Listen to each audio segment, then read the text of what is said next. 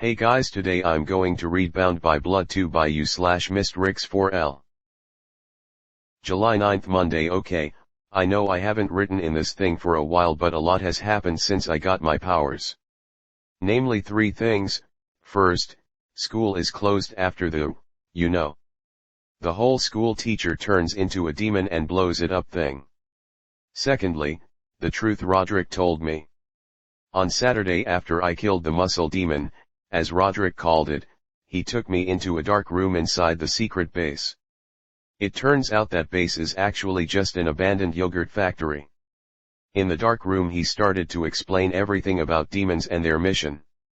Since forever, demons have inhabited our world, not just our realm. Hell actually exists, and that's where all the demons come from, so I guess the Bible was right all along. I thought they were joking that hell actually exists. This is getting really interesting. Our goal is to close all the portals to hell and kill all the demons that came through. Portals only spawn where there is great sin. If a demon becomes strong enough, they turn into devils. You have the blood devil inside you. Wait, he's actually inside me? I thought it was just in my heady. You just realized that? The blood devil has the unique ability to close the portals, and that's why we needed you. So basically my job is to close portals and save the world, which technically makes me the main character. But what Roderick said next made me re-evaluate my celebration. Don't get too excited. Demons are attracted to blood, meaning you're their number one target. So now I have to worry about constant demon attacks, not to mention the government catching me as well. Anyways, back to that third thing. Remember how Roderick said there were only 2 ways to make money? It turns out there are actually 3. It pays the least of the 3, but it's pretty safe. By posing as exorcists, different from exterminators, we go into people's homes, kill the demon there, and get paid. Sorry, but he couldn't be saved. So that's basically what I've been doing these past weeks. As for everyone else, they haven't changed at all since I've met them. I learned more about who they are and such, but that's about it. The only notable thing I learned about was Roderick's ability. Apparently he has control over sound waves, and can unleash powerful sonic blasts, like when he blew off the muscle demon's arm. November 10th, Friday. I went over to Rowley's today. You'd think since we've had the last 3 weeks off of school that we'd be able to hang out more often, but fighting demons have gotten in the way. We played the new Twisted Wizard 4 DLC, but while playing it, Rowley asked a really strange question. Where were you when the bomb dropped? Oh no, I forgot to mention that the government came up with an excuse for a demon destroying the school, saying that it was a terrorist attack. Okay, you got me. I was skipping school to go to Papa Tony's. You were there too? How come I didn't see you? Well crap, I didn't expect Rowley to say that. I couldn't think of a response and wanted to end the conversation, so I said I was going to brush my teeth and go to bed. Wow, some kind of friend. You are. Straight up lying to his face? What the? Why are here? Simple. Why are you here? Because of me, human. This guy thinks he has the right to just scare the crap out of me and say I'm a bad friend. He's a demon, what does he know? I'm lying so I don't have to get Rowley involved. November 11th, Saturday. I woke up thinking today would be just as fun, but boy was I wrong. After I had left Rowley's house, I was walking down the street when out of nowhere, Roderick came barreling down the road on a motorcycle. Since when did he have that? I was about to ask him where he was keeping that, but all of a sudden it turned into a person. Sup dude? Get on and let's ride. Turns out, that bike was actually one of Roderick's band members. His name is Evan, and his demon ability was that he could turn into any vehicle he wanted. I asked where we were going, and Roderick said that they had found a new portal and that me and Trista were going close to it. He also said Trista was already waiting there, so we had to get moving. As soon as we got there, however, something looked off. Whether it was the way it looked, or the eerie feeling I got from the place, it creeped me out. But seeing as I'm the only one that can close the portal, I'm kinda forced to go in there.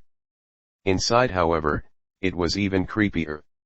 I saw like 12 rats on the floor, lots of trash, and most importantly, looks like I won't have to do much, because this guy looks dead already. Well, as dead as you can be without skin. I wanted to be nice, however, and let Trista finish him off. Just as she was about to do it, a sword came flying out of nowhere. We looked to see who it was, and it was a full-blown knight. You fell right into our trap, now let me cuff you and things don't have to get ugly now. I've seen enough movies to know doing the latter is most often the worst choice. Me and Trista had one option. Fight. Trista went in first, diverting her chains towards the knight. Like we'd do that, I quickly made a blood spear, and was about to charge in, but things only got worse. Freeze. This was a sting operation. The police were here and they had completely surrounded me and Trista. I looked over to Trista and she was still fighting the knight, so it was up to me to defeat the police. I was blocking their bullets with a shield I had made, when all of a sudden, the demon that was killed a few minutes ago stood up and bit one of the police officers. Turns out, the portal was real, but the police had just used it to lure us in. Those idiots didn't realize what demon they were guarding, the zombie demon. Now I have to deal with a demon exterminator and a zombie apocalypse. It took a while to smash all their brains, but now that was finished, I could help Trista, who wasn't doing so hot. As soon as I finished off the zombies, I charged in to help her. My spear did nothing to him, his armor was too strong. Clunk, he then knocked me down, and right as he was about to stab me, Trista used her chain to stop him. Not only was he wearing a suit of armor, but he also had a force field. Talk about overkill. I knew that there was no chance of us winning, so I told Trista to run. I thought it would take longer for him to break free, but I guess I was wrong because he was right on out heels. When we reached the exit, Bill was standing right outside. I screamed at him to use his power to light up the armor, and he seemed to get the memo. A second later, he released a massive wall of fire. Oh yeah, I forgot to mention that his ability is basically that he unleashes waves of fire, but it barely affected him.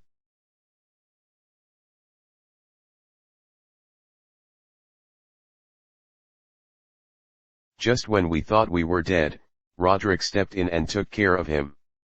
He said that we needed to train more because he wasn't always going to be there, and then he told us to get in the can and we headed home. Amateurs. In the car ride, I thought about what Roderick said. Was I really not strong enough to defeat that guy? You know, if you want to get stronger, you can just let me take over your body. Shut up, blood demon. Hey, that's rude. At least call me by my name. That was a surprise to me. I didn't know demons had names, so I asked him. He reluctantly said his name was Dorakuma, and that he'd been around for hundreds of years. I tried to ask more about what he did for the last 100 years, but something caught my eye. Turns out, Papa Ton's Wise had been shut down for 3 months, after Papa Tony had been arrested for being connected with the Italian mafia. That means I have to find a new alibi, or Rowley will become suspicious again. A few hours later, we dropped everyone off at their house, and when we got home, we both made second thoughts about returning next time. Manny had replaced us with fake dolls, and even worse was that my doll had a knife in its head. I was about to ask Roderick whether Manny had been possessed by a demon, but then I remembered that Manny had always been like this. Mom said that we shouldn't be shocked because Manny was lonely without us. Then she told us to get in the car because we were going out to eat at a buffet. I hadn't eaten in a while, so safe to say I was really hungry. I didn't really get to enjoy my food because Dorakuna forced me to eat meat. Somehow I managed to eat all of that food, and I thought that would be the end of it, but then Roderick said that I had another portal to close after we finished. I wasn't sure my stomach could survive any more movement. Get some meat on that plate, it helps me stock up on blood. Why are you so obsessed with meat? What are you, a vampire? Nah, I've moved on from being Dracula. November 12th Sunday I went over to Rowley's today, or at least tried to, because when I got there, he was sitting outside his house. I immediately asked him why he was outside, and all he said was that his parents weren't home and had locked him out. Now that I noticed it actually, 1, there was nobody on our street. It was really strange because it was the afternoon and there's no school, so we should have seen a few kids. Instead of waiting for his parents to come home, we went to my house instead. On the way there, Rowley asked me the dreaded question. Greg, how come you said you went to Papa Tony's, yet it's been closed for 2 months? Oh yeah. I forgot mention, after I got there, I saw it was closed, so I decided to lay low for a few days. Just as we got to my door, he finally reached his breaking point. At this point our friendship was on the line, so with one deep breath I spilled the beans. Greg, cut the crap. Where were you really? Okay, fine. I'll tell you everything. Roderick killed Rowley.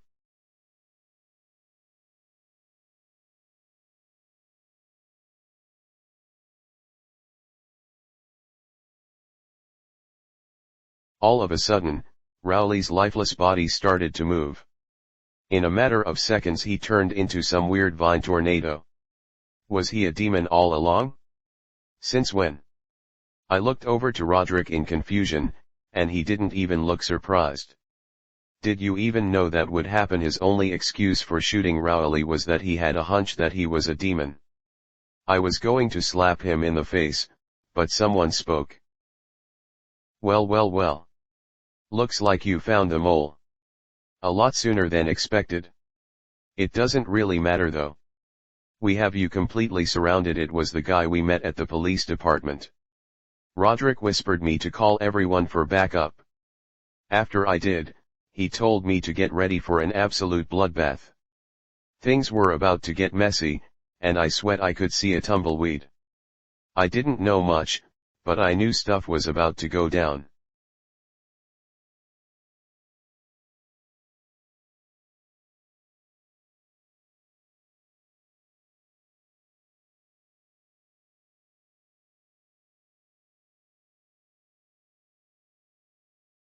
Then it began. I clearly remember hearing a rain of hellfire. I quickly tried to find some cover, but Demon Rowley grabbed me and flung me up into the air. Dorakuma made me a chain and sickle, and in a matter of moments, I was fighting my best friend. I was grappling all over the place, but right before I was going to cut off his head, he slammed me back to the ground. I thought my legs were completely broken, but they were fine. You have me to thank, Dorakuma said. I was back in the fight. However, when I got up, I had a new challenger. It was a knight from before. I looked at him with fire in my eyes, and said that this time would be different. He immediately drew his sword. I have to admit, I wasn't that good with a sickle, but I had to fight this guy with something. But then out of nowhere, Trista showed up, along with the rest of the group. She had wrapped it around his neck, and told me to slice his head, which was a little intense for her to say. But who was I to argue? He attacked us first. But I had completely forgotten about Rowley, because then he slapped me across the street right into a fire hydrant. When I got up and looked around to find where I was, I saw someone on the ground.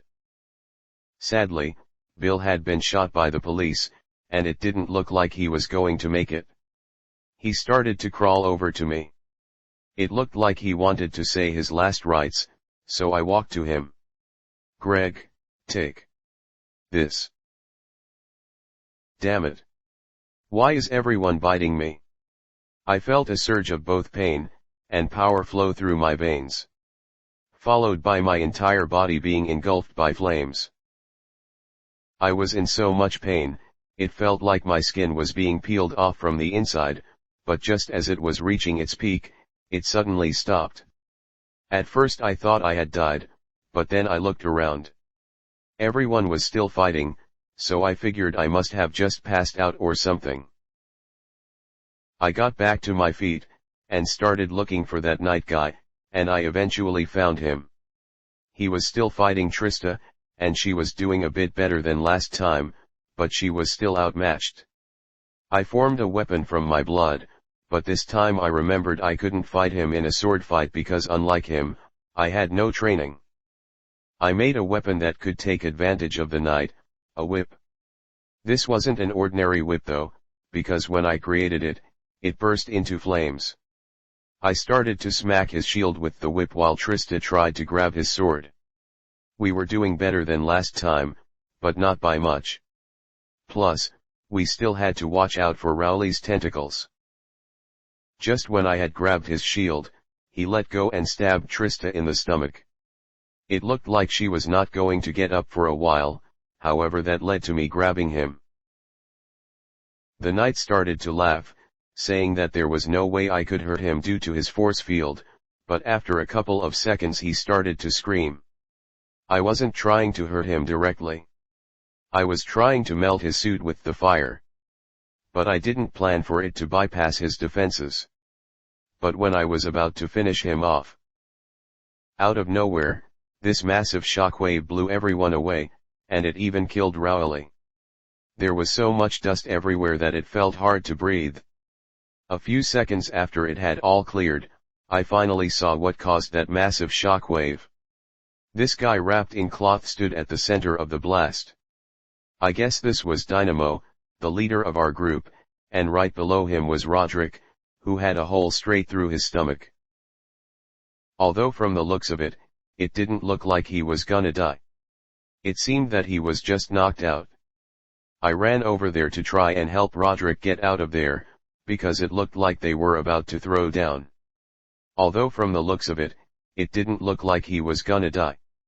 It seemed that he was just knocked out. I ran over there to try and help Roderick get out of there. Just as I started to run, Roderick stood up. At first I thought he had woken up, but I saw that his eyes were white. Suddenly, everyone stood up and started to run at the exterminator guy. From the looks of it, this must be Dynamo's ability. Even Bill was running, even though he had died several minutes ago. Even stranger, was that even the police and the other exterminators were attacking him. It started to affect me as well, but instead of my body fighting him, it turned toward the bottom of Surrey Street. I couldn't believe what I saw down there. They had brought the whole damn militia. I was scared because I thought Dynamo was going to have the tanks blow me to bits, but it turned out he had other intentions. While I was doing that, however, Dynamo's attack wasn't going so well. Most of our guys were torn to shreds, while the police and army were in way better condition. It looked like Dynamo was losing the fight, and I think he realized it, too. Within a second, he had thrown everyone towards me. I guess he wanted me to take everyone to safety. I had no idea what to do, so I asked Dorakuma what to do, and to my surprise, he gave me a pair of wings. I never knew I could fly with blood. I asked Dorakuma why he didn't tell me I could do this earlier, and all he said was that he didn't want to get arrested, which is understandable. So just like that, I attached everyone to bloody ropes, and we took off back to the secret base. I thought it would be easy, but out of nowhere, I started getting shot at. I looked down and saw that Dynamo was on the floor with like 3 limbs missing, and the exterminators were shooting at me. The bullets scraped by my skin as I flew over the clouds. A few hours later, we finally got back to base. Mostly everyone was hurt, especially Roderick. Dynamo got captured though, so that's not good. For all I know, they're probably putting his head on a pike. Other than that, we're in pretty rough shape now, and to boot, I'm running out of paper. I'll have to prematurely end this journal until I can find another book, so I guess this is the end. But not really, more like, to be continued. Well, this was unexpected. I didn't think we capture you this soon. Neither did I. Welp, you seem lucid enough. So let's cut the chit-chat. Why him? To be continued.